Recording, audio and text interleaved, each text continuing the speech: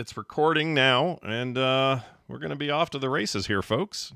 Cool. So enjoy yourselves, because, you know, you never know when it's going to be the last one. I'm not saying today is, but you just never know. Oh, my gosh. You just never know. Well, thanks for instilling that little bit of fear into me. Well, you know, we may have to go get our chickens and hunker down. We don't know. True. Yeah, that's true. All right. Fair all right, here we go. In 3, 2, 1. If a professional shoplifter can get an item between her legs without you seeing that item, she can steal it. This method can be used in any store to steal almost any item. You dare bring light to my lair? You must die!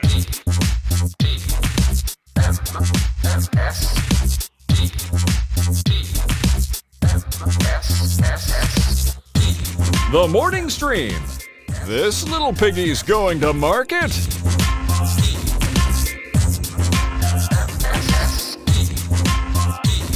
Good morning, everyone. Welcome to TMS. It's the morning stream for Monday, February 13th, 2023. I'm Scott Johnson, and that guy right there is Brian Ibbett. Who are you calling that guy? Oh, yeah, I'm that guy. You are that guy. Yeah, I'm that guy. Like in many situations, I am that guy. Oh, I see. See, I didn't know that. Yeah, I'll remember that next time. Brian. Yeah, he's that guy. That guy. I like to frequently begin my sentences with, "I don't want to be that guy." No, but no. Well, I'm glad you're that guy today, because that means we're here and doing a show, and we're excited about that. And thank you all for being here. Hope you had a nice weekend. And some of you I know probably watched the Super Bowl. It's the most watched TV thing of the year. And gotta figure a few of you sat down and watched the Eagles have a wonderful game with Kansas City and then lose at the very last second due to reasons that might be controversial. But anyway, exactly. It was a really good game. Like the game itself. You know what? I like that's a. You can say whatever you want about the game, but the fact that it was close, it wasn't a blowout. Yeah, it was exciting right up until the very end. We have, of course, you know, there's always the controversial ref calls and stuff like that. But, yeah, no, it's it was fun. It was fun. It was a good time. Yeah. Well, I got a decent ads. I mean, yeah, I've given up on good ads. I don't think they exist anymore. I don't think they're trying that hard. There's a couple of them where you're like, oh, that's creative and cool, but the days of like nonstop, they're all good. That's gone. We're not doing long that. Gone. Yeah, exactly. That's a bummer. And some of the best ads really were just trailers for movies that I'm excited to see.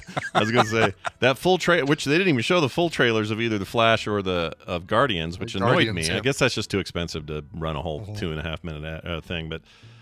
I went immediately and watched them on YouTube, and they both look great. Yeah. You know what? I think that Flash movie is going to be their pivot point. As controversial as it's been, and all the trouble with Ezra. I forgot their name. Ezra Miller. Ezra. Despite all that, it just feels like they're going to have a moment here, their own kind of like multiverse like little moment. And I think so. And everybody, you know, multiverse is big right now. It's popular. It's going to be the word of the year in the 2024 Webster's English Dictionary announcement. Can't wait. But yeah, no, it's a smart thing to kind of lead us into the James Gunn DC future. Yeah, this like Flashpoint, literally Flashpoint. Literally Flashpoint. I'm excited about that. And then I think Guardians looks great. I can tell they're gonna make me sad. So something's gonna be sad. There's gonna be a couple of sad things. One of them I think is obvious because Dave Bautista's been out in front of this whole idea that he's done. But the other one is I just feel like Rocket Raccoon's in trouble. I gotta save him. What's going on, man? I know. Feels like of all of the characters that will continue or could continue in the Marvel Universe outside of the end of the Guardians trilogy, it feels like Rocket is the easiest one, right? Because it's like, all right, we just pull Bradley Cooper into a booth, record some voice, and then create this little 3D character to run around with the Avengers and whatever. Same with Groot. Just keep paying those guys to voice same them. With Groot, yeah. Maybe they'll be the spinoff. The rest of those guys can die off. That's fine. Yeah, we don't know though. This isn't spoilers. We don't know. We don't know what's going on. Yeah, exactly. Batista might just, he might say, "I'm done, Quill, with doing this." Yeah, gets in a ship, flies away. That is what I'm going to miss the most. If at the end of the Guardians trilogy is Drex's laugh. It's Yep. it's one of the best things of those movies. It's pretty great. Well, anyway, Yeah. that was a thing. So here's a story, though, about the Super Bowl that the government doesn't want you to know about. Ooh, all right, good deal. Not true. It's just a stupid story. Which one of the players had classified documents in their locker? All is the answer? All of them? All did? of them, yes. So we're watching the game and we're having a great time. We're over at my daughter's house. She threw a little shindig. We had smoked steaks. They were fantastic. So good. Wow. Dylan killed it with the food. It was so good. Nice. Kim made shrimp. She got this like fresh, full-bodied shrimp with the eyes and the antennas and everything. Yeah, like basically shell-on shrimp. Yeah, the whole deal. And it was great. We were having a good time playing Did with she the kids. tell me she deep fried them? Because that's the only way that I'll ever eat the heads and the tails is if they're fully deep fried. Like They were Vietnamese not. style. They were Cajun boiled, but she peeled them for everybody ahead of eating them. But it was a little. Nice. It was a little dark. It was like taking full heads off of things, and eyeballs are laying everywhere. It was pretty weird. But anyway, it is. You know, we just got a little closer to the origin of the food we enjoy, and sometimes that's important to do that.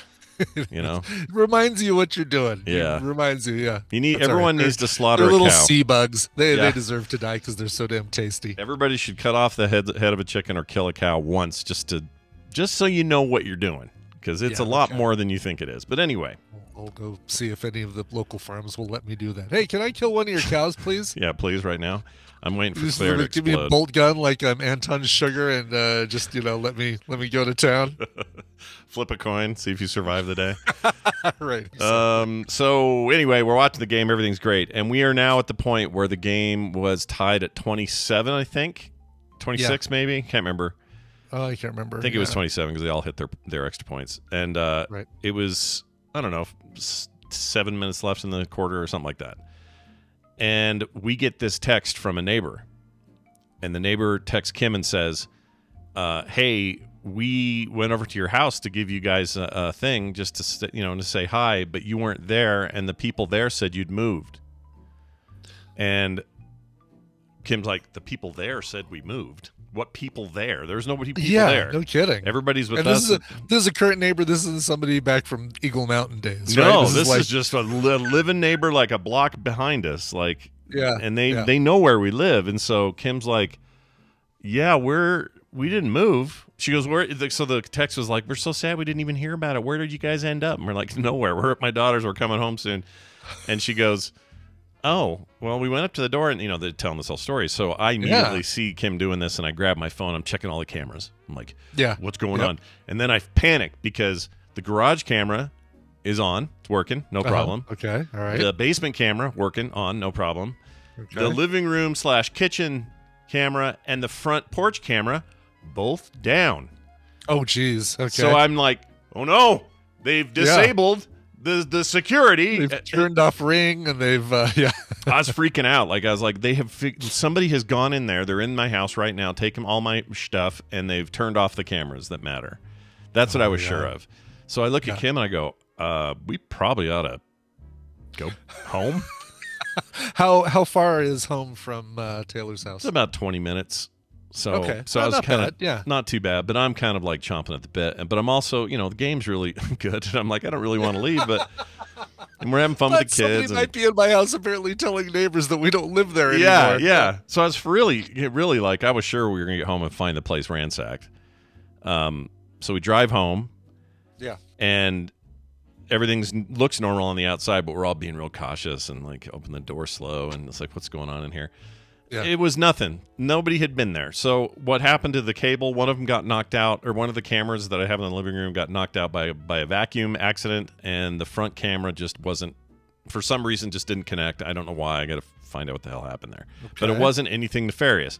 Nothing taken. Nobody in. Doors were all locked. Nothing had happened. So we call that neighbor. Yeah. And we said, we're really confused. So before we call the cops or do anything more about this, can you tell us exactly what happened? Here's what she did. She pulled up to our house, or what she thought was our house, in the dark. And I think it was our house because there were cars out in front that are neighbor cars, and she probably had to park kind of between two houses, ours and the neighbors. Yeah. And they sent their, I think he's 15 now, 15-year-old son, who's kind of a goofball. I love the kid, but he's a goofball. Yeah. And I think he ran up to the porch next to ours, and he said, "This is for." Are the people? You know, I don't know how he asked, but basically said, "Oh, those people moved," which is true. They just moved in. Okay, all right. He just went to the damn wrong house. Oh my and God. talked to neighbors about a thing. And we tried to get a hold of those neighbors, but they weren't answering. They're probably busy with their own Super Bowl business. And sure, it was loud, and nobody checks phones or whatever. So at the end of the day, and I'm frantically, because I don't have a way to stream the game. I don't have regular TV. And so I'm missing the last thing. And the last I checked says, there's 54 seconds left. They're tied at 36 or 5 or whatever. I was like, oh my gosh. A word, what's the score? And she'd say, the current score of the Super Bowl is a burp, burp, burp, burp. So right. I missed the whole, all of that last minute drama. I miss it all because we think there's like invaders, and there were none. Yeah. There were none. It was just this kid. You know who else? You know who else missed the last few seconds of the game? The ref that called hold. No, I'm kidding. Because there was a very controversial play. But here's what's really cool about. Well. You know what? Let's wrap up your story, and then I'll come back. I'm all done. That's it. That's how it ended. It was just stupid, and I was irritated. So I would never trust that neighbor again with anything they ever say. No. About. I'm going to say, look, you leave whatever you have at the door. If it's my house, well, great. If it's someone else's, them's the breaks. I don't know what else to tell you. But I was so annoyed because the whole night I thought we were about to have the worst possible scenario. And all my computer crap would be gone, or all the the cops would be too slow to get here on time, or something. I just was sure this was all going to be bad, and it turned out to be zip nothing nada because the kid doesn't know the difference between left and freaking right. Anyway, he's a good kid though. I don't want to besmirch him too hard. He's a nice. I like him. He's a real good kid. His name is Eli. He's a sweet kid. But gosh dang it, make sure you got the right house, dude. I've lived here 10 years. Anyway. Yeah. So what were you going to say? Sorry. Well, no. So one of the last plays of the game that caused a bunch of controversy was a call against the Eagles that gave the Kansas City Chiefs an extra, basically gave them a new first down down near the end zone that could have had some effect. Probably not though, because they still could have easily kicked the field goal that they were planning on kicking anyway, instead of having a touchdown. Yeah. But it obviously at the time very controversial. I gotta say, the James Bradbury, who's the player that had the holding call put against him, went on Twitter or went during some interview said, "Yeah, it was holding. I grabbed the guy's jersey. It was definitely holding." Oh yeah, he totally admitted it. That's right. Yeah, even though the from the view of some of the cameras, it didn't look like holding. It looked like he but had his hand on the guy's jersey, but didn't actually grab it. Yeah. But I gotta say, it's refreshing, honorable, every positive adjective you can think of for a player to say, yeah, I know, it might have cost our team the Super Bowl win, but it was definitely holding, and let the controversy end there. Yeah, it's unusual, right? You don't hear that very often. No, from a player. So yeah, I respect that. It's so easy for him to double down and just say, "Oh yeah, no, it's definitely not holding. They got it wrong. We could have won the game." Did you know that the Mahomes' real name, birth name is actually My Houses? I didn't know that. It's just been slangified. Wow, yeah, I just changed it to Mahomes because it sounded cooler, a little more street, and worked out well. That guy, he has no control over his tongue. Like every time the camera was on him, he's like, I kept thinking he was going to lose it. Like if you don't put I guess he has a guard in there. No kidding. Yeah. Yes. You're running around, and even there were shots of him during a couple of his runs where he decided not to pass or hand off the ball, and he's running, and you get a close up of his face, and he doesn't have the guard in his mouth, and it's like if he has his tongue out, he's gonna chomp the front of that thing off. I know. I felt like his mother. I felt like I was all worried about him the whole game. It's like, buddy, put that in there, and he's like younger than Nick, which is just too weird to think about. Just this young little phenom, freaking millionaire. With his tongue out. You're not gonna look. You might be a millionaire. You might have a great career ahead of you, but you don't want to lose your tongue. Yeah, keep that in there, buddy. Put that mouth guard in there, you weirdo.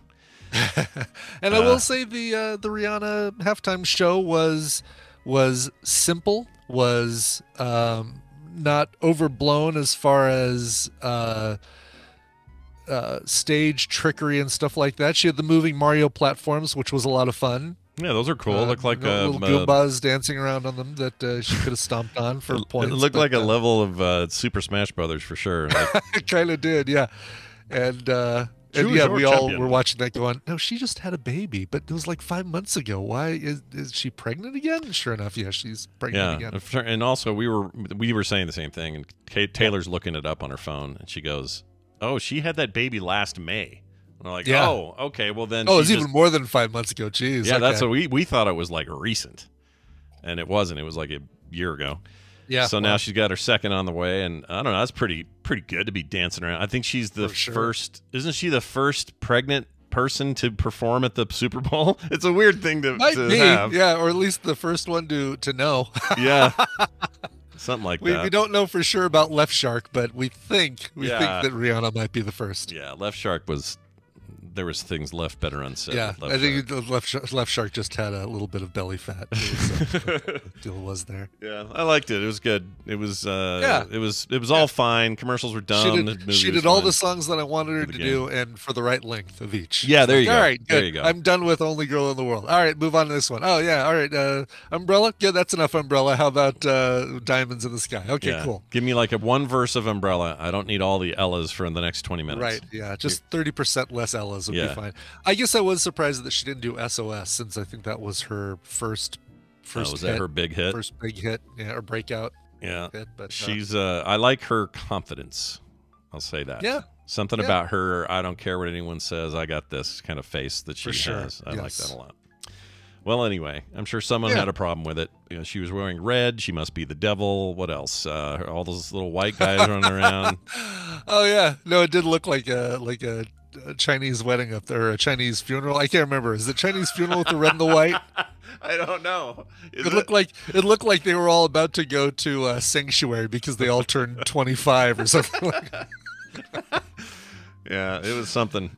Wedding is red. Wedding, okay, thanks. Prince is still for my money. Prince was still the best halftime show I ever saw. I really No like that. doubt, 100%. I don't know. Agreed. I don't know how you best that. You know, you want to get the Who out and show me his belly again? Do it. That's up to you, NFL. You let me know how that goes. All right, real quick, I got to play a thing. Okay, all This right. is a thing I heard on social media, and oh, sure, that's the best media. Is social. It media. really is. This was a streamer who was streaming to her fans, and she's streaming. I remember they used to ban channels for this. I guess they don't anymore. But she was streaming in a bikini. Fine, whatever. Don't care. Okay. Oh, jeez. But it's more what she said that I had a problem with. So I'm gonna play this, and we'll talk about it on the other end. So here you go. Can I just say one thing? If you're a man and you use the frowny crying face, you're gay. Like, I've always felt like that. Like, men aren't supposed to really feel like sad. Like, back in the war days, you used to have to kill people. Why the f are you sad? Back in the war days. Back in the war days. Yeah. Oh, jeez. Yeah, I just couldn't let it pass without airing it here like a dirty sock, Good so that it's out of my Lord. life. Yeah. Yeah.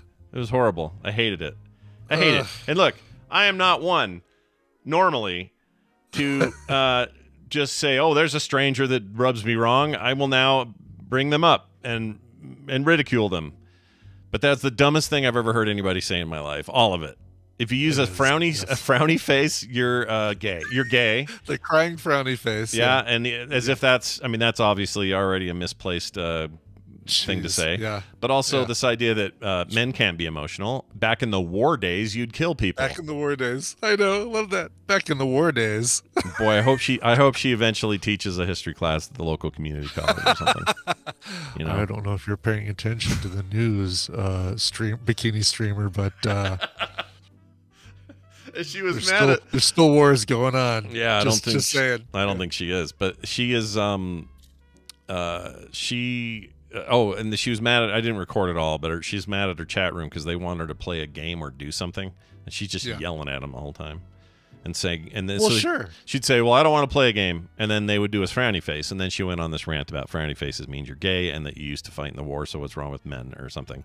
So her Twitch stream was just her sitting in a bikini, yelling at the her chat room, basically. Yeah. So I was wondering, Brian, do we need to make a pivot? Do we need to sit in our bikinis and yell at this chat room of ours? Should we do that? Clearly, yeah. I mean, clearly we need to go full full angry comedian, calling people hockey puck, all that sort of thing. Like, we need to be insult comics, and let's do it. I'm in. Yeah, I'm all in on this. Hope your kink is getting demeaned, chat room, because that's what tomorrow's show is going to be. Happy Valentine's Day. It's going to be full time.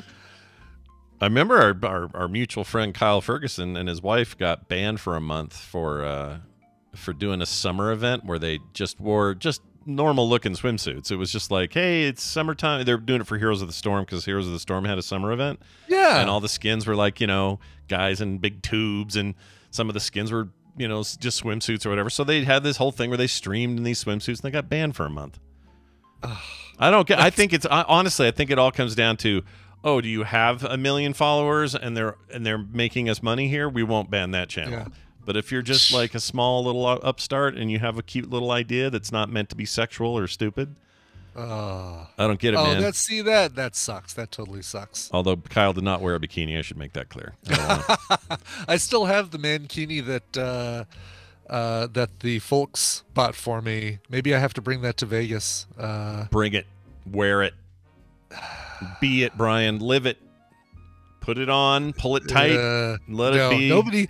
Listen, as much as you think you want to see it because it'll be funny, that it's funny for like the split second before you realize that it's something you can never unsee. Yeah.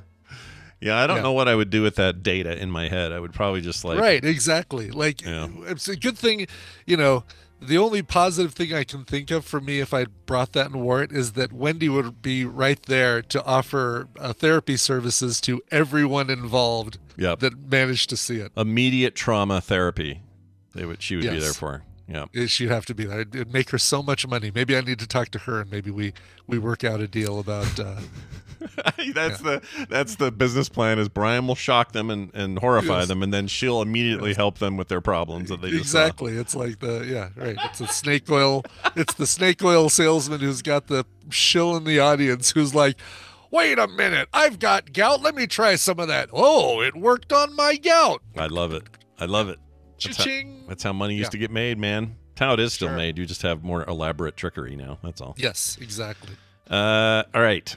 One final thing. Brian's got a Lyft story, and I have this clip. Be courteous and obey traffic regulations. Tell me what happened. And the good news is there's a quick one because we got Babel Royale to get to. But Wednesday afternoon, I picked up a woman in Boulder. And frequently in my rides, they'll sit in the back seat and they'll either already be on a phone call and they'll just continue the phone call in the car. I don't care. It's your ride. Do whatever you want. Some people actually apologize like, oh, I'm sorry, I was on the phone for most. And I'm like, I don't care. It's your ride. I say it nicer than that. I don't say you like, don't go, whatever, man. I don't care. Yeah, exactly. It's like, hey, it's your ride. Do whatever you want. It's totally fine. But so you can't help but hear one side of the conversation and really wonder what's going on, what's being said in the other side of the conversation. It must be fun to try to build that context in your head in real time. Like it absolutely is. Like you're thinking, oh, who are they? Are they talking to a girlfriend or boyfriend or a boss or a parent or a child or something like that? Yeah. So, and often if they've already got AirPods in, I won't hear the phone ring. So they'll answer a call while they're in the car, and I'll have no idea that they'll start talking and that it's not to me. In this case, I kind of suspected because basically we're driving, listening to some Royksop music because that's my current jam in the car. Is that a band? It's a band. It's like a Swedish house electronic band. They did some work with Robin with a Y. And that sounds like my kind of thing. I'll check this out. I don't know who that. I've never heard of. You would love Royksop. Royksopp. I'm writing it now. Writing it down now. Is this a Swedish thing? I think Swedish, yeah. Okay. Something Scandinavian, European.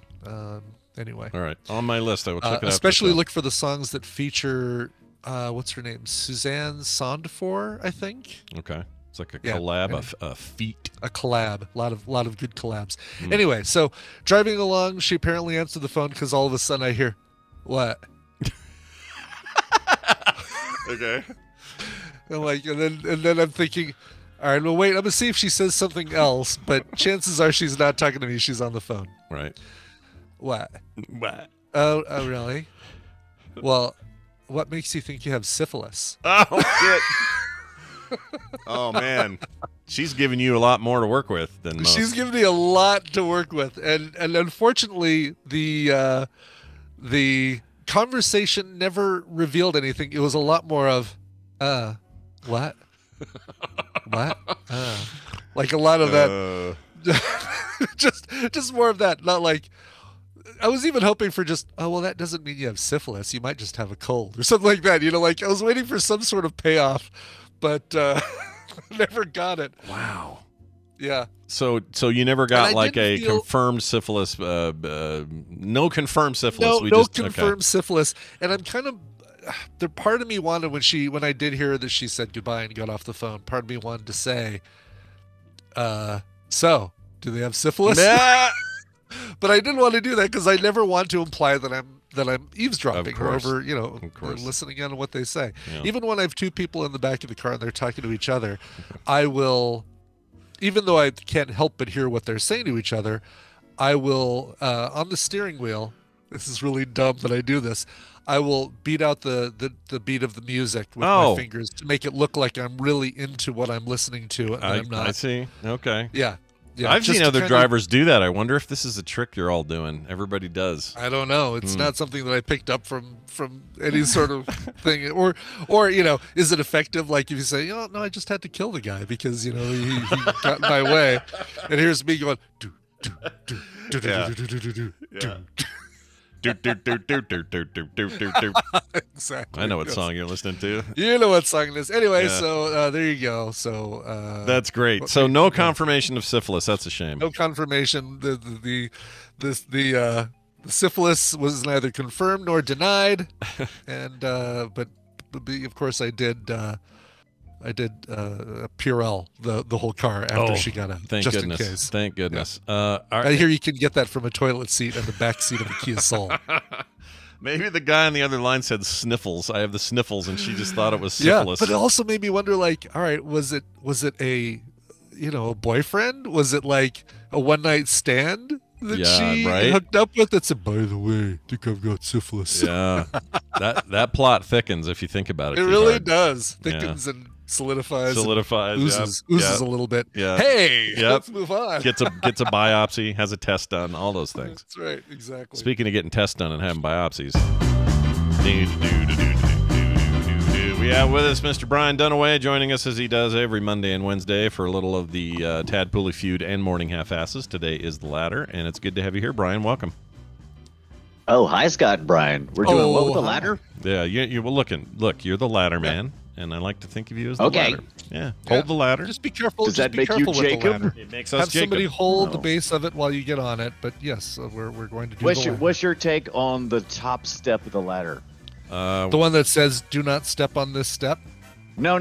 The one right before then where you actually only have, like, your shins capable of leaning against. Yeah, you know like what I mean? Not the very top one that says right, but where you've got the only means of support you have is about 4 inches above your ankle, pressed against this little piece of plastic. I don't want to be that high up is the answer. I don't want to get that high. I feel safe as long as the ladder is still touching the top part of my knees. Yeah. If it goes beyond that one extra step, no, sir. You need the knee. Yeah, that's a good way. That's a good call, actually. Anything higher than that, you got the wrong ladder or the wrong person on the ladder. Right. Don't go. And I refuse. We've got a little A-frame ladder that is our go-to ladder, but we also have an extendable that's a little hard to get out. Yeah. It's harder to get out of the garage, but we have one.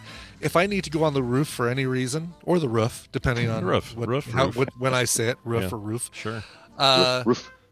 I cannot, even though the A-frame goes high enough that I can step off of it onto the roof. I absolutely require that a chunk of ladder be extended onto the roof for me to be able to climb down. Yeah. I'm so not going to dangle my foot down off the roof and hope that the ladder is right under where I step. We're all like cats. We're all like all ready to go up the tree, but as soon as it's time to come down the tree, it's like, Yep, exactly. And unlike cats, we're not going to land on our feet or have relatively no damage. If you land on your feet, I don't know if that'll be good or bad. No, it's it bad. Won't be good, probably. No, you look like Mahomes limping off the freaking the field. I almost said court. That was dumb. Yeah. Exactly. Well, anyway, it's time for this game. We're going to play it. It's going to be great. Yeah. Brian, explain it and who might win prizes today. I will do both of those things. Welcome to the Morning Half Asses, a trivia game where I'm actually going to be giving the two of you the answers because I'm a nice guy. How easy. I'm a nice guy. I'm going to give Scott and Brian a category and 6 possible answers, 3 of which are correct for that category, 3 that are flat out fibs. Depending on how confident you feel with the category, you can provide 1, 2, or 3 guesses, but if any of those guesses are wrong, you get 0 points for that round. Get 1 right, of course, you get a point. Get 2 right gets 3 points, and get all 3 correct, you will get 5 points. The player with the most points after 3 rounds wins the prize for their contestant. And I've pulled a couple contestants from our tadpole, folks that aren't able to be here live, but are wanting to play nonetheless. Scott, you're going to be playing for Jared in Omaha, Nebraska. Brian, you're going to be playing for James Keeney in Federal Heights, Colorado. Hi, James Keeney. James Keeney. Local James Keeney. Colorado. I don't know if I've ever seen James at a Tadpole TMS Denver Tadpole event, but we got one coming up this Saturday. We're all going to go see Ant-Man. That's right. Kang the Conqueror. A little Mexican food and a little Quantum Mania. That sounds all right. Before or after, what order are you doing that in? The Mexican food will be first. Yep. The movie will be second. Sorry. This is a recipe for farts. Yeah, a recipe for farts. Yep. Listen, Kang and MODOK won't be the only weird noises you hear in that film. It's just. Oh, did you hear how he just shrunk down? Yeah. Exactly. He's like a balloon deflating. Yep. Let's get to your questions. A couple of these are submitted by listeners just like you. Just like Jeff Sire, who wrote in about Canadian towns with weird names. I'm going to give you 6 names. Which of these are actual, real Canadian towns? All right. Your choices are Shitterton, Dildo, Vulcan, Swastika, Nowhere Else, and Bastardo. Oh, my Lord. 3 of these are right? 3 of them are real. Shitterton, Dildo, Vulcan, Swastika, Nowhere Else, and Bastardo. All right. I'm going with the complete guess with 2. I'm not doing you 3. But I both locked in kind with of 2. feel. Yeah. All right. Like these are right. Both of you chose Dildo. Yeah, Dildo is a city in where is it? It is in Newfoundland. And by the way, Jimmy Kimmel is the official mayor, I believe, of Dildo. That was a whole big thing that he did on his show. So yes, Dildo is correct. Brian, you went with Shitterton. Scott, you went with Swastika. Yeah. The answers are Dildo, look at that. Swastika, and Vulcan. Dildo is, as I said, Newfoundland. Swastika is in Ontario. Vulcan is in Alberta. But those other 3 aren't made up. Shitterton is in the UK. Yeah. Nowhere Else is in Tasmania. And Bastardo, you can probably guess from the name, is in Italy. Oh, yeah, of course. Freaking Italians. Swastika. Can you imagine being in the Swastika Town Council? They're just like, nope, not changing it. Nope, not this year. Not this year. Nope. They're just going to keep going forever. Wasn't the swastika a positive symbol before somebody sort of? If you face the cups the other way, then it is a indigenous people of North America symbol for the 4 positions of the Big Dipper in the sky. Yeah, and there's some other similar like ancient stuff, but yeah, it got ruined. It's ruined. All right. Yeah, the swastika is no longer. I don't think anybody's there going, well, it used to be this thing, and I think they just need to huck that thing. 6 billion people. You got to remember, 6 I live in billion. South Carolina, so I always hear this argument. Right, 6 million people dead. Not they should about get the rid of swastika, but other imagery. It just seems weird, like writing that on an address. Like, here's your envelope. What's it say? Oh, it's swastika. Oh, swastika. Yeah. We're not changing it. All right. We didn't do it. I'm sending this to Murray Goldberg in swastika. Yep. Perfect. All right, I feel good about my 3 points and 0 points for Brian. That feels good. You should. Yes, you should. Well, let's see how you do with question number 2. This one came in from Badger Lord. Badger Lord says that while it's not nearly as popular as Pokemon, Digimon still has a bit of a following and still has new games and TV shows being made for it. Who knew? Oh. There are a massive amount of Digimon, even more so than there are Pokemon. Which 3 of the following are Digimon? Your choices are Ponchomon, Lampmon, Bookmon, Rugmon, Cakemon, and Housemon. Give me some cake, I'm Mom. going to need you to read those in Rastafarian, please. Cakemon, Housemon. I love John Housemon in The White Shadow. That's right. Lampmon, Bookmon, Rugmon, and Cakemon. John Houseman, he's the guy that used to say, "We earn it," or whatever, right? Yes, Yeah. exactly. Yep. Love that guy. All right. I'm picking two. I have no idea. Digimon and I are not friends. I have no idea. So I hope these are Okay. right. Brian has not picked any yet. He's still That's Googling, because they're I all guess. stupid. They are They're all stupid. You're not wrong. Why do I have to Google when I'm not selecting any? I can't just not look at them and go, these all sound wrong, and Yeah, then sit here and yeah. go, They're all bad. man. They're all bad. All right, you guys are both locked in. Lampmon is indeed a Digimon character, as is Ponchomon. However, your Damn other it. two choices, Bookmon and Cakemon, are not. So the real three are Ponchomon, Lampmon, and Housemon. All right. And okay. What's the purpose of even Google searching if I can't get the right answer? That's right. Look, Right, exactly. You need to be better at Google, Brian. Clearly. my That's big the complaint problem. about Digimon was always those stupid, because I can only look at it from an art perspective. I haven't played the game. Their stupid hair designs are so bad in really? Digimon. Yeah, next time you see a Digimon cover or like anything, any of those characters, I hate their hair. It just looks like spaghetti. I like it because it makes for easy 3D printing. Yeah, I guess so. It's very hard Do you edged. 3D print a lot of Digimon, Brian? All the time, man. Yeah, Starting okay. tonight. He just doesn't Who know the doesn't? names. Yeah, that's fine. Yeah, I'm going to print me a Housemon. All right, let's get to number 3. This one did not come from a listener. This came from me, and by golly, I love this one. Cities where the largest newspaper is called The Sun. So it's the Sun is the name of their newspaper. Is it San Bernardino, Baltimore, Toledo, Vancouver, Tampa, or Las Vegas? 3 of those have a This big feels like newspaper this called feels like The Sun. bait. It feels like bait. So but the largest bait? news, not a big newspaper, but the largest newspaper, because It's just to be used safe, to travel like, around the just country, in, right? Just in case Okay. a little newsletter out there is called The Sun, we don't want somebody writing in and saying, "Well, actually, there is a sun," and blah blah blah. yeah. Okay, Yeah. all right, there we go. Well, I'm only Okay, I sure went of ahead and one of clicked on these. I clicked on those quickly so that Ibit wouldn't think I'm Googling something. I never think you're googling. By the way, I never do either. Everything. I know you are. It's I don't hard to think you Google are. from my phone anyway while I'm doing this. Yeah. Yeah, exactly. All right. Let's see. Baltimore, very famously, The Sun. As a matter of fact, course. the real Chris Brown, my buddy Chris Brown, who held a Eagles watch Down in- party, in Super Bowl Chicklets? watch party. Oh, Yeah. Yesterday, he actually worked, I believe, for a short time at the Baltimore Sun, and actually said when he would introduce himself, he was Brown from the Sun. Oh, Brown. Hi, I'm Brown for the Sun. Do you have any Hi, comment Brown. on I'm the Brown for the Sun. thing? Yeah. Exactly. Is this the same paper they've showcased in the final season of The Wire? I don't remember if it was the Sun or not. Maybe. Don't know. It seems like it would be, right? Yeah, Seems it was like definitely have to be. Baltimore, but I can't remember the paper. Anyway, Let's see. You both chose Toledo. Toledo's big paper is The Blade, which means to bluff. Damn to it. Blade. Yeah.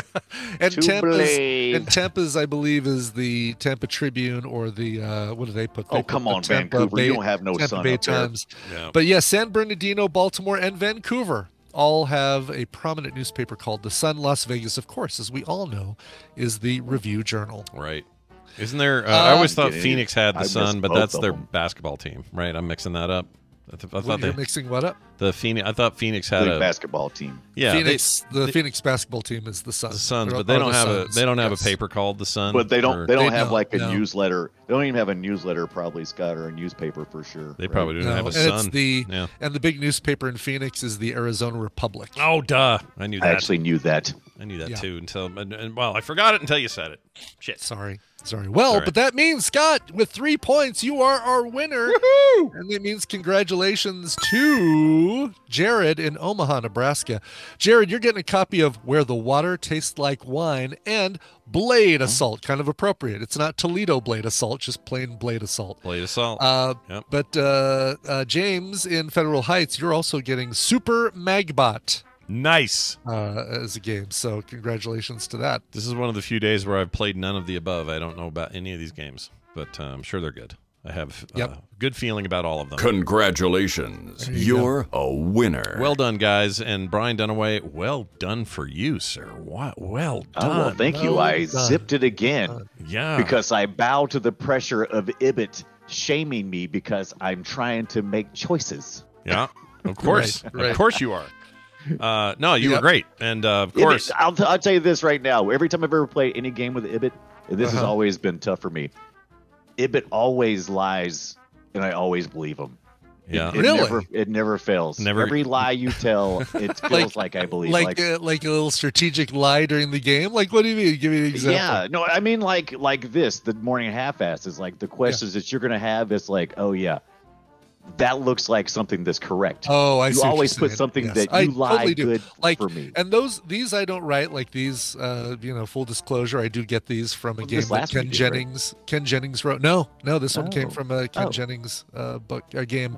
But when I did the All-Stars games and at Nerdtacular and things like that, I'd always if it was multiple choice, I would throw some things in there that, gosh, that feels like it should be true. So I'm going to totally do that. No, those are all, and they were always good. Yeah. Every time we do our little, what do you guys call your monthly meetup thing that y'all do for the play patrons? date? Play date, Yes. Yeah, the play date. Oh, yeah. Every time I play with Ibit on the play date on something Jackbox where he gets to fool me with something. Or like fibbage or whatever. Fools me It's right there in the name of the game. So I have a apology to make to the Digimon community. I think I'm thinking of a different game with the hair. What am I thinking of with that cardboard jaggy hair? It's not Digimon. Oh, I mean, there's plenty of them that do that, but I mean, you're probably thinking of. Are you really worried about emails from Yu-Gi-Oh? The Digimon community? Yu-Gi-Oh! Oh, dude, you'd be surprised. These people are hardcore. But Yu-Gi-Oh is what I'm thinking of. Sorry, Digimon people. I'm sorry. It's Yu-Gi-Oh I'm thinking of. Yeah. And Yu-Gi-Oh hair sucks. Anyway, Dunaway, tomorrow you and I will be doing Play Retro. That's right, a video game podcast all about the old video games of the past. Why don't you share with the fine people at home what we're talking about this Absolutely. Week?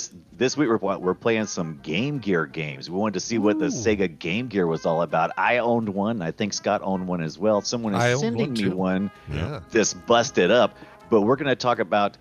I went with exclusive games to Game Gear because I thought that was interesting. Scott may have played some other Game Gear games. We'll have to find out. It's going to be just as big a surprise to me as it is to Scott. Bunch of Game Gear though. I have some fun feelings. I gave my Game Gear. I donated it to Karen at the university for her game museum. Her video game. Oh, very nice. Museum. Yeah. I'm supposed to do that with that's excellent. I'm supposed to do that with that Mooncresta machine I have here, but it's just such a pain to move. It's easier to get a Game Gear up there, I guess, but. Yeah, they have the university's games department have that whole space up there is full of this stuff. So Brian's Game Gear is there. Nolan Bushnell's original Pong prototype is up there. Oh my gosh, that's so cool. Yeah, really cool stuff. So, and I guess Doug Bowser, the current president of Nintendo of America, he's there behind glass. Yeah, they keep him there. He lives there.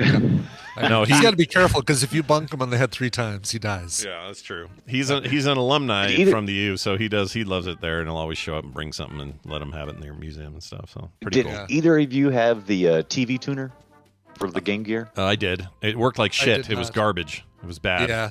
Well, yeah. I mean, it was that single antenna thing, but I didn't know this.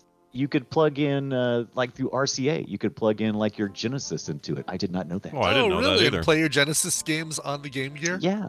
That's kind of cool, actually. I didn't know that. I had whatever game it came with, which I think was a Sonic Sonic game. And then I had the X-Men Apocalypse, I think it was. It was the only game that I can remember, X-Men game, that actually had Psylocke in it. Wow, Psylocke. Oh yeah. The one I played had Psylocke in it. It was this titled X-Men, and it was for the Game Gear exclusive. Yeah, and it was pretty fun. Yeah. Well, super cool. The Game Gear also you basically had to own stock in Energizer because the batteries were. That's so true. Stupid. Unless you found the rechargeable batteries, which we talked a little bit about this past week. Yeah, that's true. You could get a little rechargeable pack. Yeah, you can do. Yeah, or you could plug it in the car with the AC/DC adapter. Yeah, or the bathroom, was it Tobey Maguire? Suppley. Oh, Tobey Maguire. I was going to Wait, who is in? Oh, no. You're talking about Ethan Suplee? Ethan Suplee did it. And you're right. It's an Ethan Suplee commercial, and he's outside somehow, and he's just with batteries. And then really? Yeah. And then what's his name? Who's the first Spider-Man? 99. Tobey Maguire. Tobey Maguire Tobey is Maguire, in the yeah. bathroom playing. I mean, technically, Nicholas Hammond. What is it? What am I trying to think of? The Atari Lynx. That's his commercial. That's what it was. Oh, really? Yeah, that's his That's commercial. funny. All those guys are in these old ads, and they're all kids. It's weird. Anyway, that'll be tomorrow night. Play Retro wherever you get your podcast. Go check it out. Brian Dunaway. Kiss our butts and have a fantastic day. Thank you. Bye. No, In that order. In that order is right. All right. In this order, we are going to take a break. But this break is brought to you by somebody, Brian. Who is it brought to us by? Oh, this break is brought to you by our friends at That Story Show Podcast. They're sponsoring a comedy story contest where you can win $50 every week. That's really cool. Visit thatstoryshow.com. That's thatstoryshow.com and submit your real life story today. Very nice. All right. On the So other if end. you have a funny story, you could win $50. Yeah, and there's nothing wrong with free money. I like that. Yeah, nothing wrong at all with that. This is me stalling while I pull up the information about the song. Oh, yeah, you should do that. Brian's going to play a song because on the other end of this little stick here, Dan, the tabletop man, joining us today. Steven's out sick. He's got a real bad case of the flu. He's got the croup. Yeah, is what I hear. Got the croupy, and he's not feeling well. So his fever broke today, so that's good. But anyway, Dan will be here. We got a question for Dan from a listener, as well as an app slappy after that with me and Brian. So anyone out there who hates apps, boy, this is a great time to duck out after Dan. Have not seen Stephanie in the chat room, so we're safe. Okay, we're She's good. the only one who hates apps. Yeah. All right, good deal. Brian, let's do that song, and we'll go from there. You bet. This is a brand new digital single from a band called Goodnight Texas. These guys are great, kind of a bluegrassy folk rock kind of thing in there. They're currently on tour. They just opened for Larkin Poe. I love Larkin Poe. Yet last Saturday, a couple days ago in Los Angeles. But tomorrow night, Scott, they're performing in Salt Lake City. So if you like this song, you and all the other Salt Lake denizens can go check out Goodnight Texas. This is a brand new single they've released. Love this song, by the way. Listen to it, let it wash all over you. It's called To Hurry Things Along. I hear you whispering, planning on stealing something. No, ma'am, we're not. Plan on murdering me in my sleep. What? No. I'm not here to make a record, you dumb cracker.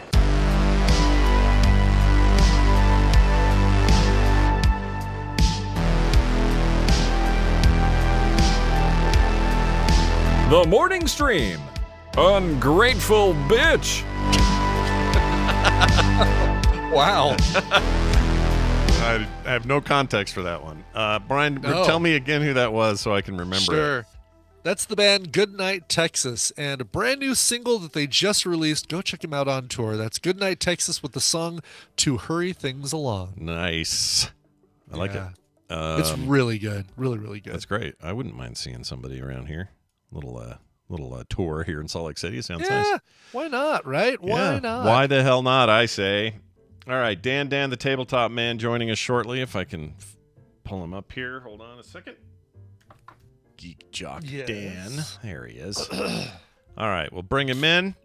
We'll let it rip. We'll have our fun. And we'll see if he ever wants to come back again. Here's a tangent for you. Be careful, may cause drowsiness. That guy who will never cause me drowsiness is Dan, the tabletop man, joining us as he does about once a month right here on a Monday. Welcome back, Dan. It's nice to have you.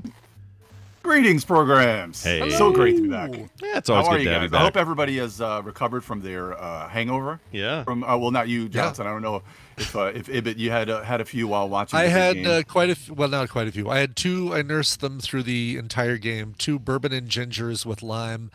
And I guess that's what, a Kentucky mule or a Southern mule, something like that. But they were very tasty, and because I nursed them while I watched everybody else pounding down drinks, I feel fine today. Good. I That's only had a good. couple, but it's getting old, and I only drink them. Only have a couple on the weekends here and there. There were just some nights where you're just like, my God, I had like 3 beers. I feel like I drank everything. No, I feel like I ate everything. We had Fritos with this really good Philadelphia cream cheese and sausage and Rotel chili dip. I made an orange Genoa sponge with a salted caramel cream filling and a chocolate mirror glaze top. Yeah. Were you the nerd at this event? Like, those cheese chili dips are amazing. They are. By the way, full disclosure, I'm gonna confess to something that that I was not planning on confessing to, but I feel like I need to come clean. Do it. I forgot to take the parchment paper off of the top layer when I put the cake together. So I know, as we were eating it, I know Paul Hollywood would have laughed me out of the tent, but basically just meant, all right, when you get your slice, you just pull the piece of paper right out of the middle, and it's totally fine. Everybody said it was a fantastic cake, and so did they eat? Wait, did they eat the?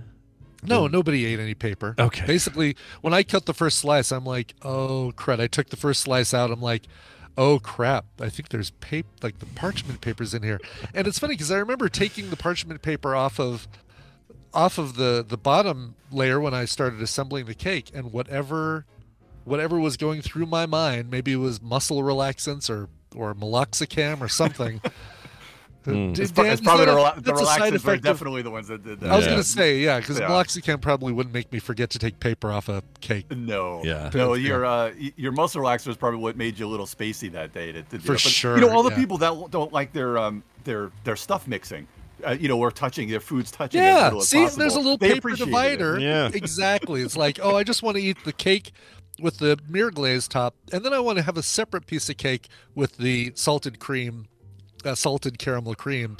And anyway, it was intentional. Believe me, still. Look at that, but always thinking of everybody else. Whoever, just trying not to offend anybody or trying not to make anybody uncomfortable at all. So, so I went out of my way with the parchment paper. Exactly. Yeah, some people it's like, have you ever seen paper? But this show is nothing if not a place for us to be frank and honest and come clean about our mistakes, and so I'm doing that's right. I like to spill all my dirty business here. That's why I like to do it. I spent most of the game just looking at the score with the with allegedly not any admitting of gambling, but allegedly looking at the numbers to see who's next up on their space. Yeah, on the squares. Yeah. That was more fun to do than to care about the game yesterday. But yeah, we just sat there watching them. All right, who's got this number and this number? Yeah, exactly. Like, oh well, if nobody scores for the next 10 minutes, then you guys will win your square. And certainly. Yeah. Did anybody in this circle win any money in the game? Did anybody have anything down on? I lost $10 on DraftKings betting on the Eagles, but I won that back playing stupid $1 bets with Crazy Neighbor who wanted to bet on things like coin toss. And what will this drive end with? Like what kind, like a punt or a touchdown, etc. Wow! So I made that money back. Prop bets, all those crazy those goofy prop bets are great. Yeah. I think Janice won a square, for the first quarter, and then nothing else. For nobody, I didn't win anything. If the Eagles would have won by 3, would have kicked the field goal at the end instead of Kansas City, then I would have cashed in quite a bit. But it wasn't enough to let me root for anything out of Philly. Oh man, that's spoken by a true New Yorker. Wow. Yeah, that's right. Fair enough. Jeez. Wow, that's fantastic.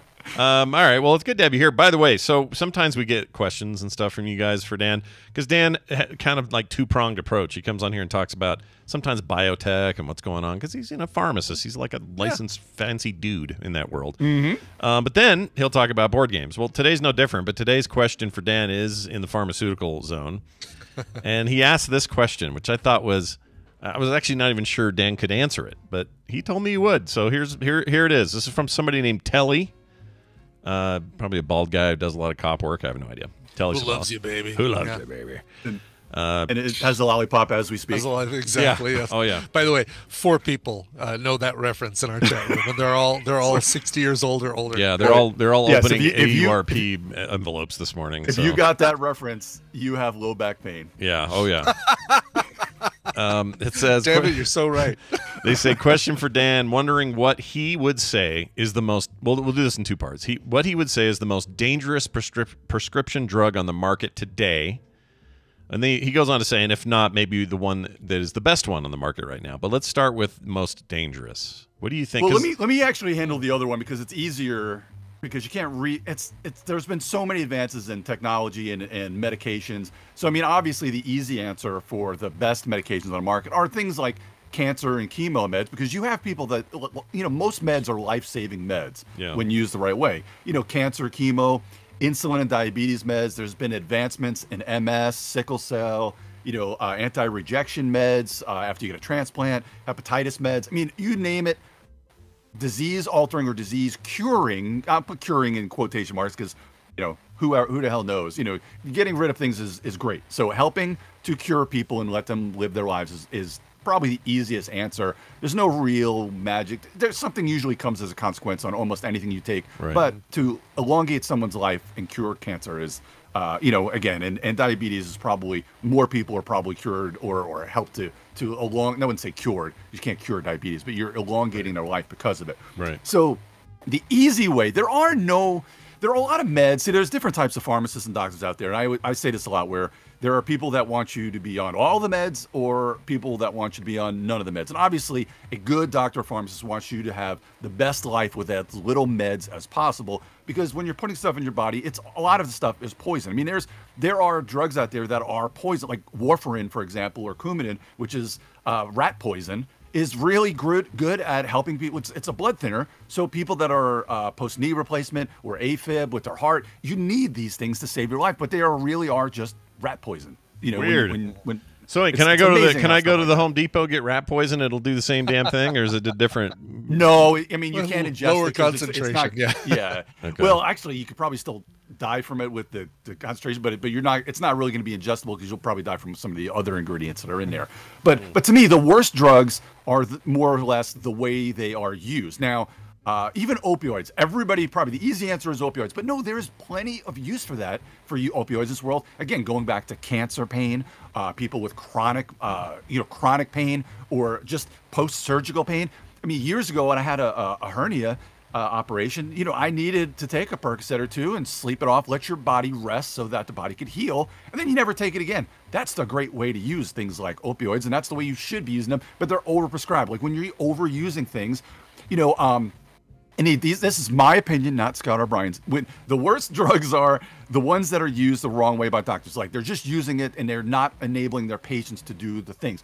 Perfect example, things like ADHD in adults. Everybody's like, I got ADHD. I can't concentrate at work. Work sucks. Yes, work sucks. That's why they pay you to do it. So take these pills because we'll just assume you have ADD, kind of. Yes, right. And that's the way. And things, and also make work suck a little bit less, though. Yeah. And now one of the biggest things that I see used more than anything, especially in every day. So I do prior authorization. So I get to read a lot of chart notes and I look at a lot of medication history every single day for hours on end. The biggest thing now, drugs, they're called GLP-1s. They're injecting meds. You see them, I think we talked about it a few weeks ago, like Ozempic is one of them. Byetta is another one. And a lot of these drugs are used now are mainly for weight loss.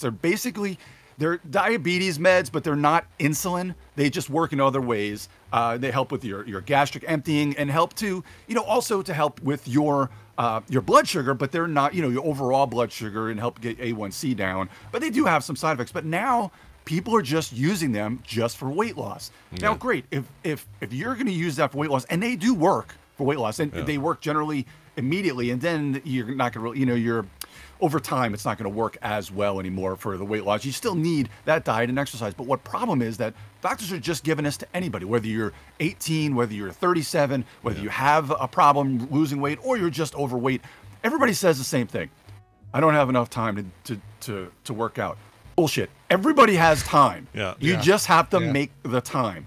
Even I say, oh, time sucks. Yeah, but if I make the time, which everybody has time, you can do these things. You can get out there, you can stretch, you can do yoga, you can walk, you can work out with weights, you can run, you can do something in your diet. Everybody says, I've used diet and exercise. No, but you really didn't use diet. You think you did. You think you really didn't. Yeah, you just sort Again, of I'm generalizing the world so people don't save your emails. I know I'm generalizing the world, but I'm just saying that the vast majority of the things that annoy me as far as bad drugs are just bad, or or parents. Oh, my kid's acting out in school. Oh, he has to need ADHD meds. No, how about you get them off the devices when they're home and you spend some time with the kids so they have an outlet for some of this exercise so that they can actually, play with them, let them go outside and play, and then they'll be able to concentrate later because, they're a little more tired from running around. They got their homework done. You paid them some attention. Yeah, I think about half of your listeners just tuned out because I just went there. I'm sorry. The best part, you know what the best part of this is? I have to at least share this because I sent this to him yesterday and I said, "Are you okay answering these? They can be hot point issues." And his answer to me says, "Oh, I can do this and be super PC about it. Don't worry about it." Well, he's been very PC. I'm sorry. I did see that. Yeah. No, I don't care. I love it. I like the honesty, man. Like it's the truth. I can tell you from my own experience, like. I know where I'm screwing up, and it's because I'm like, oh, it kind of worked out, but did I really? I don't know. But I ate that pizza. Yeah, but I justified because I said it was a cheat day. Like we do this stuff all the time to ourselves. Yeah, totally. And everybody wants quick fix stuff. They want a book that'll solve it for them, or they want an injection once a day pill, that takes care of it. Exactly. It's just the way people are. I've seen kids that have benefited from ADHD meds. So ADHD in children is a lot more truthful than it is in adults. Don't fall for all these damn commercials that you've seen about all these studies and crap. It's hocus pocus. It's more, that's big pharma trying to get more freaking money out of to make more drugs so that you can sell them to people because everybody thinks they have energy problems or ADHD problems. But I have seen some miracles worked in kids and generally what happens is you use them for a few years and then you just really don't, the kids don't really know, they don't need them anymore. Nobody needs stuff from 10 until they're 50 for the rest of their lives. That's bogus when it comes to ADHD. There's no freaking way that you need it from there. Your body just changes at 18, and then things just change. Okay, I'm sorry. All right, I wasn't PC. I'm sorry, John. It's all right. I enjoyed it. 4 months. I enjoyed it. It was a good time to hear an opinion, a hardcore opinion. Boom, there it is. Yes. It sounds like there might be a little anger out of having to shell out $500 for a Marvel United Multiverse. Yeah. Box. Did you back that one, by the way? No. I have a couple of friends, and I think I mentioned this in the past. Like when you've got a few friends that have the same addiction as you, it's really good because then you don't have to buy some things and you can just play theirs. You just coordinate with them and say, all right, which one of us is getting this? You? Good. Absolutely. Right, it's hilarious. It's like, hey, any of you guys backing this? And somebody be like, yeah, I am. I'm like, awesome. Can't wait to play it. Yeah. I'm excited. God knows I spend too much on Kickstarter anyway. I'm excited to have another 150 little plastic minifigs that can get in line behind the however many I have still yet to paint. The painting queue. The big long painting queue is what it is. Do you have and I'm behind it, so this is kind of advertisement for you too, Brian. Sure. Do you have a space on the Discord where you put up all the pictures in one specific space, or do you just kind of throw them in there when they're done? I don't. I really should. I actually should. I think we had in the Frog Pants Discord a mini painting. Did we? Or God, I don't remember. Maybe it was just other games or something. Yeah, it was like other games, desktop, board games. And I was putting them there, and I need to just go back to printing painting and putting those up there. Yeah, I'd love seeing that stuff. So more of that, please. Yeah, I need to paint more to be able to do that. So that's the trick, right? That's my goal for this week. Yeah, you got to be able to paint. I also heard Frosthaven arrived. Oh, yeah. So Brian, did you back that one too? I did not. No. Okay. That's one that I'll totally let my friends back, and if they deem me worthy enough to play a 6-month campaign of Frosthaven, then I'll play it. Man, it's so good. I got to play it. I've only had one session of Frosthaven under my belt already, and it's so good. You just want to play it so much more. And I actually have confession here. I actually have 2 copies. But the second copy was because I designed a couple of scenarios for it, so I got a designer copy for designing a couple of scenarios in it. So I'm like, that one's sitting in the corner, it's unopened, and I'm like, wow, do I want to play that one solo? Do I just want to open it up and play it myself and play a couple of characters, run through this? I'm holding back because I may donate it to, if I do my charity event this year, I may donate it to there because that'll bring in a lot of money for people, buying raffles for that. But man, Frosthaven's so stinking good. Yeah, cool. I keep hearing really good things about it. Someone in the chat said theirs arrived and reminded me that was all that's happening. So that's cool. So I do have I have 2 top 5 lists that I could run through real Oh, quick. I let's have do the it. top Oh, 5 of yes, last year we for love your Scott top and top fives. 5 Yeah, and I top love it. 5 for Brian. Okay. So I have Yes. games of the year for you guys now. Okay. Between the top 5 on major spoilers, I did my game of the year on there as well, and on the Geek All Stars is my top 11 because everything is better when it goes to 11, as we know. I did that. If you've listened to either one or both of those shows, you kind of know some of the games that'll be coming up. So who should I do first? And I'll go through them pretty quick. Let's Do mine first because it's probably got easier instructions, is my guess. Little thin booklets. Yeah. Yes, and actually single one of them is a card. little more complicated, but I really think Scott would absolutely love it. So, All right, let's go. Number 5 is Tidal Blades Banner Festival. This is kind of a newer game. It's got some simultaneous action selection with a little bit it's almost trick-takey, but not really trick-takey. It's more simultaneous action selection, and it's all about it's kind of a fantasy universe where you're doing a race with like Sea-Doos or a jet ski race around there. It's a really cool theme. It's a banner festival about that. Really cool, real fun game. That's number 5. Number 4, Soulforge. This is kind of a CCG that came out. It was on Kickstarter. This is by the same people that made Ascension, and if you remember years ago, there was Soulforge that was just it's kind of a lane combat card game that was just an app only. It was really good, but then they decided, all right, well, let's just bring it to the tabletop. And it's kind of uses this smash up mechanism where you take one deck of one faction, one deck of another faction, you put them both together, and then you play. And then as you play cards, they kind of level up for later. So they go into your discard pile and you bring it in. Scott, I really think you would actually enjoy this. It's pretty easy to learn. It doesn't have a million keywords like Magic the Gathering, but it is really good. That's Soulforge. Long Shot, the dice game. This is a great kind of family party game. It's a roll and write about horse racing where you're kind of betting on these different horses. You can then kind of buy the horses throughout the game, but you're just rolling dice. You're filling little things out on your card. You're upgrading their shirts or the hats, which gives more abilities to certain colors of the horses. Really fun game. That's Long Shot, the dice game. Storm Chasers, you'll see this one for about 20 or 30 bucks in Target. This is a really cool game because when it was, I helped play test this game, but when it was in playtesting, the thing about this, it's obviously about following tornadoes and storms, but you use this kind of top. And originally it was a dreidel. The designer wanted to put a dreidel into a game. So you basically spin this top, and that's the tornado that goes around the board. Oh, really? So it's really cool. Oh, I love games like that. That's pretty cool. It's really cool. And it's very cheap at Target. A great designer. And then, so number 1 for you, Scott, I think I mentioned this one in the past. Green Team wins. You've got to get this game because you'd be playing this every weekend with your family because I know your family is very tight. They love getting together, and you would have an absolute blast playing this one. Okay, Green Team wins. I've got, so this list I've got is it Tidal Blades was the first one? Do I have that right? Tidal Blades Banner Festival. Got it. Then we got Soulforge, Long Shot, Storm Chasers, and Green Team wins, everybody. So Long Shot, the dice game. Now, Tidal Blades is a different game than Tidal Blades Banner Festival. Tidal Blades itself is a larger kind of Euro game, and it's in that same universe, but Tidal Blades Banner Festival is a little bit different. And Long Shot also is an older game by the same designer, where it was more of a card game of horse racing, and then Long Shot, the dice game, distills down kind of a roll and write. All right, lay on us the Brian top 5. By the way, if you get me the list after the show today, just like put it in our Discord, I will. Oh yeah. I'll make a post on the quicktms.li for folks that are in their car and can't write things down. Yeah, absolutely.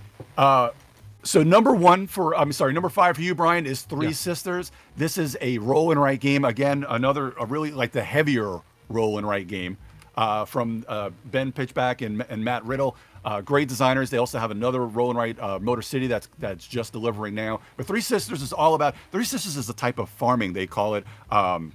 It's basically you use beans, which kind of attach to corn, which helps to protect it from pests and stuff like that. It helps it grow, and then the beans go up the corn like lattice, and then pumpkins or gourds around the outside of how it's made kind of protects the corn and the beans from pests. This is an actual thing. This is where they took it from. Ben's really good about like taking random items in life and then turning them into a game. So that's Three Sisters. This is cool. Heavier roll and write. The next one, this is one that's another one of these that probably not a lot of people have heard of unless they listen to me because I gush about it all the time. This is a game called Legends of Void. Now, it's not, you would think it might be called Legends of the Void, but no, it's Legends of Void. This sounds like a mobile game that gets advertised to me on Facebook or something. Right. Yes, exactly. Small multi-transactions. It's called Legends of Void. Click link now. It's a good game. Slap monkey with mouse. You're actually pretty close because they are. This is an Italian designers. These are Italian designers, not quite all the way over there. But yes, Toyed Games. Legends of Void is kind of a larger co-op game where you're playing again, trying to take care of the three big bads. But the really cool thing is the game was heavily inspired by Terraforming Mars. Now, if you're fans of Terraforming Mars, or you know how to play Terraforming Mars and enjoy it, you can pick this game up a little bit easier because everybody's kind of you've kind of got your who you are and then your faction, which gives you kind of player powers. And then as you're gathering cards in the game to play them out, the way the cards are laid out with having the different tags or just kind of, if you play Terraforming Mars, you know what I mean by like how the cards are laid out, where it's kind of like it explains on the bottom how to play the card. A lot of times you're turning or using cards later in your tableau to do other things. You're trying to do damage to the big bads. And once you defeat the bads, you get some more abilities. It's just a lot of fun. It is heavy. And I'll tell you that it is a little heavier, but I know that's why it's on the Brian list. Yeah, it's on the Brian list. No, it looks really cool. It reminds me of Abyss. Like visually looks like a game that I got called Abyss, which is really cool. Yeah. Oh, do you have? Is Space that Whales. With the card game with the where you're undersea kind of? Oh, that game is so good. Yeah. I call them space whales because they just look like space whales. Yeah. Number 3 is Marvel Dice Throne. So it's up there with Marvel Remix. I almost put Marvel Remix on Scott's list, but we already know about Marvel Remix. I just want to tell you guys about more games. Yeah. But Marvel Dice Throne is basically a 1-on-1 game or 2-on-2 where everybody has a character. Like I'll have Thor. And Brian will be Scarlet Witch, and we're kind of rolling dice Yahtzee style. And then once you get your dice pool, you trigger abilities in front of you. And we're trying to attack each other, trying to get our health down to 0. But it's really cool. They've got, I think, 8 characters now for Marvel. It comes from Dice Throne itself, but 10 actually if you did the Kickstarter, which I did, and so I got the full big box set of these. Tina and I have played this, and it is a lot of fun. It's a bummer that it's only 1-on-1. I guess you can do, like you said, 2-on-2. So maybe I'll figure out a way to bring it to Vegas. But it's really it's not as much fun with multiplayer. I mean, it's just fast, frenetic fun with 1-on-1. When you start adding in other people and more crap has to interact with each other, it's not quite the same. Based on its size, it's much more likely that I'm going to bring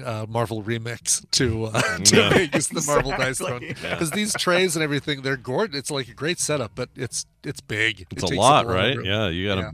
You don't want to drive that or fly that somewhere. Each character has a different tray and different, it's a beast. Yeah, very cool. Number 2, Return to Dark Tower. I mean, the new Dark Tower that came out, it's so damn good. I don't know if you backed this one, Brian, but it is awesome. Yeah, and they do have, like, it's a phone... it's phone connected, right? The little tower that sits in the middle of the board. Yep. Right? Yeah, you can use it either your phone, or I use the iPad because the whole game itself is kind of it's app assisted. And what's really cool is as you drop like a skull into the top, which just kind of triggers the end of your turn, the app just knows. It's awesome, and then it just and then it talks back to the tower, and then the tower kind of, you hear it rotating, it makes noises, and then skulls are just dropping out onto the board. Oh, it's so cool. And it's difficult. Like the introduction scenarios are not too bad, but it can get a little difficult at time, which is exactly what you kind of want. Yeah, that's what you want. You want your tutorial to be easy, but let you know how to play the game, and then you want it to get harder. This... Yeah, I was so tempted. The $300 price tag is the only thing that's kind of shied me away from it, but it looks like such a blast. Yeah, it looks so good. All right. And the number 1 game for you, Brian, which is actually my number 1 and the Geek All Stars number 1, and it's probably what I put as my number 1 on top 5. Ark Nova. It's not going to be it sounds a little bit different than what it actually is. This is a heavy Euro game about running a zoo. And it's every bit, because it sounds like a Korean MMO, if I'm honest. But yes, it does. Totally does. Yeah, like a space freighters or something. Something weird. And actually, Scott, I think you would love this game. It takes a little while to learn, and you wouldn't want to read this rule book because the print is tiny and it's pretty thick as it is. But you would love to play this game. It's awesome. I mean, it's really cool. You're even learning a little stuff about some of the animals in the game. And you're making your zoo. You're kind of putting animals into the different paddocks and such. It's so cool, and there's so many cards in it. It's amazing solo. This weekend I played it 3 times solo myself. I just love this game. There's an expansion coming out sometime later this year, which adds like aquariums and some other player powers and such. There's different zoos. I think it comes with like 10 different zoos, and there's a map pack, and then on one side is kind of your basic zoo that anybody can use, and then on the other side is more advanced zoos, player boards that you can use.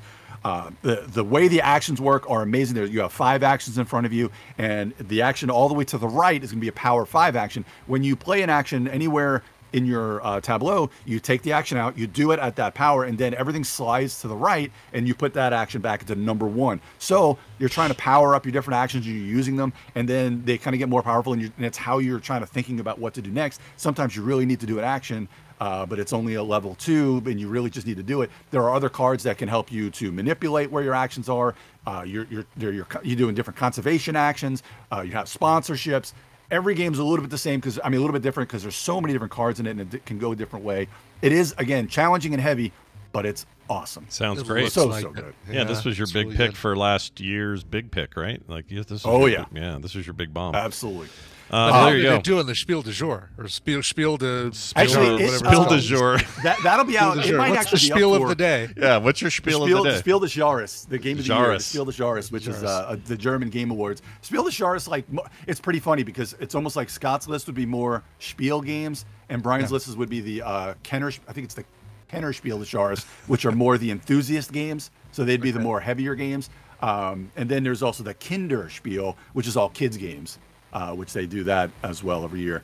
And once they announce some of those, I usually try to bring those onto the show and give my picks of which one of those. Can I say one more thing before I leave? Yeah, of course. Go. Okay, let me apologize to everybody out there first. These opinions are my own. I don't mean to generalize anybody out there. Right. Drugs help people, period. Right. They help people. Right. And I'm not singling anybody out. I don't know anybody in the audience I'm not saying you're doing something wrong.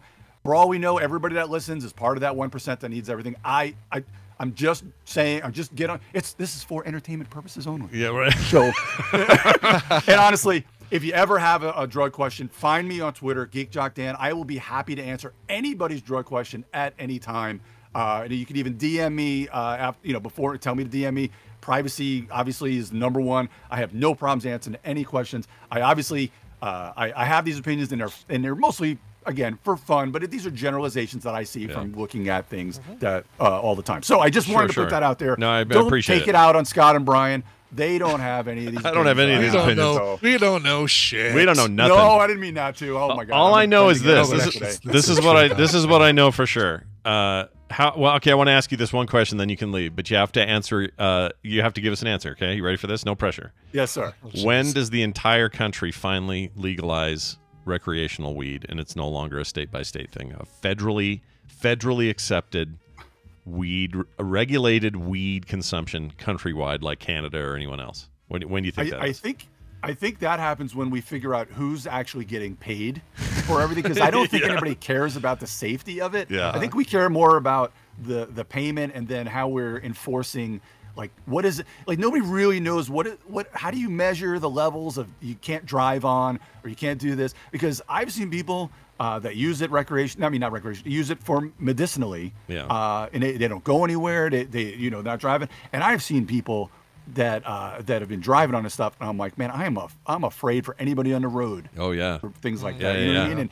And the hardest part about cannabis, THC, things like that. It's the hardest part is just, it's different on every person, and you can't really tell. Like, people have been smoking forever. They, one level or another level of the different, the THC, they may be fine, or they may be ready to walk off a cliff without even realizing it. So it's just, it's such a hard thing to measure. But obviously, what they always say, follow the money. Yep. You look at the southern states, they still are tobacco states and things like that. North Carolina is going to be a really big fight, because there's still a lot of tobacco farms out here, and they don't want you encroaching on their money. No, they like that money. They like to have they want to be the vice givers. They don't want a new vice coming into town. I get it. Yeah. Well, all right. Good luck, everybody, with your weed. And Dan, it's always a pleasure to hang out and talk to you.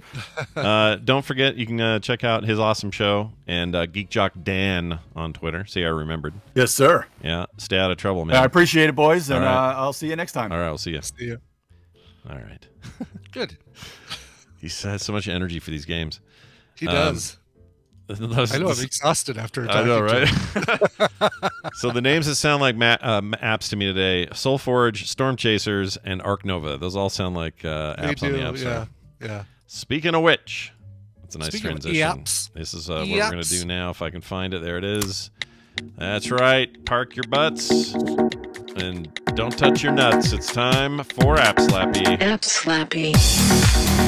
Yeah, that's right. It used to be a show. Now it's a segment where we talk about apps we've used this week or recently that we like and we think that you guys might also like. Brian, I'm going to start with mine today. Please do. Yeah. Here's the game that I'm going to recommend. It is a game. Stephanie's still not here, so we're safe. We're good. You shouldn't use your phone to play games. That's right. Now, I don't know who gave me the recommendation, but someone in the tadpole did, and I feel bad for not giving them the proper props here. Let's see if I can actually find their name at a glance. Was it? Give them the proper props. Rigoric? Was it you? I think it might be. I forget who did. Anyway, it's a game called Kart Rider Drift. Okay. You might look at it immediately and go, oh, someone made a Mario Kart ripoff. That is exactly what it is. It is also on consoles, by the way, or at least some consoles. And the whole thing's done in Unreal Engine. I don't know if it's 5, probably something between 4 and 5. And it is really beautifully done. And it is straight up Mario Kart, the ripoff. They should call it that. Right down to bananas on the course. 100%. The one thing that is different here is it's free to play. And the cars and the characters and the skins for both and the hats and the stuff, there's a million things like that you're going to unlock in this game. Yeah. You can also pay for a bunch of that, but it's not egregious with its pay stuff. There are no ads, and it doesn't constantly ask you to pay for things. Oh, thank God. It's more like, Battle Pass style stuff, like, do you want to buy this? And that kind of thing. But you don't have to. You can play, and it's a good experience. I played it only on phone so far. I've not tried it with controller. I'm sure that probably improves it a little bit. But it's actually pretty solid with a touchscreen, surprisingly. I was surprised how much I thought the control felt good, especially drifting and stuff. But if you played Mario Kart or, Sonic, what's that called? Sonic, whatever, the Sonic one. Sonic Racing? Yeah. Any of these where there's boxes to run over and there's a special ability when you get the box and you fire that shit off onto somebody else and try to slow them down. I mean, it's kart racing. It's 100% what it is. Yeah. But it's well made. It's really good. A good one of these. And I have a mixed bag of experiences with games published by Nexom, Nexom. They're sometimes the worst mobile games, and then they're sometimes good, and this is a good one. I would recommend people play this game. I actually quite like it. So it's not a ton else to say about it because it is exactly what I just said. It's Mario Kart, the ripoff. And none of these characters, you have no connection to them. They're, It's not like anything franchise that you've seen. Oh, I love that character. I can't wait to play him in there. No, it's dude with weird blue-shaped head. Yes, and, exactly. Blonde woman with eye patch. No backstory, no IP, no nothing. They just, right, there's a guy who looks like a bear maybe, or a rabbit. I don't know, something like that. But where it counts is the gameplay in this, and it's very strong in that regard. I played a bunch of this the other night and couldn't stop. So if Jawa driving a taxi. Yeah, yellow basically. Jawa driving a taxi. Basically, yes. The other thing to say is I think it has a pretty robust kind of clan system. So if you are a group of gamer friends and you're like, well, this sounds like fun, you can totally do tournaments and do all that stuff. It's got a lot of, like I said, the trappings of a mobile game where you're getting daily rewards just for logging in and all the stuff we're used to. But I'm not used to the racing being this good in a game like this that is not proper, Mario Kart racer or something. So I recommend it. I think it's a good time. Again, it is called Kart Rider Drift. Or colon drift. By the way, you don't want to get colon drift later in life. No, it's rough. no. Yeah, you don't want that. May cause drowsiness. Yeah. Oh, and I should have said this is available on, like I said, some of the consoles. I'm pretty sure Switch and PlayStation. I'm not sure about Xbox, but it's also on iOS and Android. So all your mobile needs in one little pocket there. Nice. Brian, what did you bring along to look at today? I brought a game that is a new entry into a franchise that started in 2013 on the Switch, I believe, is where it first came out. This is a game called Pocket Card Jockey. Oh. Which sounds like a euphemism for, I'm gonna go to the men's room and play a little Pocket Card Jockey. I guess came out on the 3DS, I should say, not the Switch in 2013. That would have been impossible. But yes, the Nintendo 3DS in 2013. So it's a horse racing game that involves solitaire, but not the solitaire of I'm trying to fill the tableau with ace to king and alternating suits and all that stuff. No, it's that kind of solitaire that you get lately where it's playing cards that connect, that are either one higher or one lower, and then making a chain of as many as possible. Okay. So very, very easy in that regard. And there's a horse racing element to it. So horses give you advantages. The more you play, the better your horses get and the more bonuses you make. You also can buy power-ups that, for example, automatically flip through your cards until you get one that you can play to save you time and gain you a faster response. It's just got added to Apple Arcade. So the new entry is called Pocket Card Jockey Ride On. Right on. Right on, man. Right on. Right on. Just came out January 20th for Apple Arcade, and it's fun. It's got a goofy little cartoon aesthetic to it. The gameplay's great. It's a lot of fun. It's a very simple game that has a lot of depth to the surrounding parts of the game, the horse racing aspect, the choosing your horse, the threat of death that surprisingly came up early in the game that I was taken aback by. Basically, you die, but an angel resurrects you to horse race. Oh, geez, that's weird. Yeah, but this version of it, I think, is Apple Arcade. But again, you can find this game everywhere on iOS. Android has the original Pocket Card Jockey. So pretty sure this is one of those where they call it Plus or something, where they I believe so. Yeah, they did that with Dead Cells. They did it with a bunch of other games. So I am no ads or anything like that. Oh yeah, no, Apple Arcade's great that way. You're never gonna get an ad or any of that weirdness. I was gonna say that I'm kind of in on any game that says, here's the conceit of all the stuff you're gonna do. Here are the characters. Here's what you do, but you're gonna play solitaire basically to play it. I love that. Yeah, I love that. Like simple little card mechanics to make things go. Like what was that game we all liked? The names. No names are coming to me. Quest or things like that have that. Kind of I love that. I love it when the mechanic is like you're playing cards or you're matching gems or you're whatever, but you're actually doing it for a whole other unconnected reason than cards. I like that a lot. Right. Yeah, there are a lot of dungeon games where it's like, oh, you've entered a new room, now you have to solve this Sudoku puzzle to move on to the next room or something like that. Yeah, sure. I like solitaire. Pocket Card Jockey Ride On is the new game. It's not called shitoutofluck.com. No. Well, good, because Christine would be tuning out right now.